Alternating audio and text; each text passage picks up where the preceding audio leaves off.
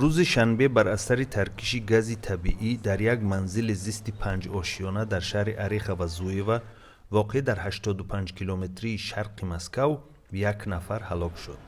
бар пояи омори расмӣ 6 нафар ҷароҳат бардошта ба бемористон интиқол ёфтаанд.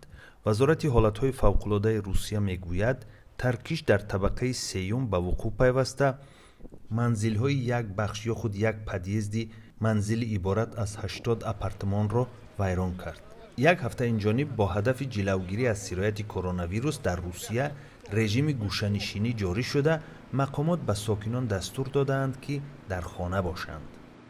Сидели, как и в комнате, занимались своими делами, и произошел громкий взрыв. Вот. У меня выходит мать из большой комнаты, вся в побелке, вся испуганная, что случилось, что произошло. Вот. И как бы мы тоже, я всполошился, что смог, что было, в чем одет был. Вышел на улицу, посмотрел, а там обвал уже. Вот. Ну там чуть-чуть задело, там в полторы-две квартиры где-то были. Вот. А так не знаем еще пока. У меня в первом подъезде подруга живет. Но вот я сейчас узнала то, что они живы. Но квартира у них тоже там повреждения есть. таркиши гази табиӣ дар манзилҳои зисти Русия ҳодисаи нодир нест. 31 декабри соли 2018 дар натиҷаи таркиши гази табиӣ дар бинои 10-табақаи истиқоматӣ дар шаҳри Магнитогорск 39 нафар ва аз ҷумла аъзои оилаи як муҳоҷири кории тоҷик ба ҳалокат расида буданд.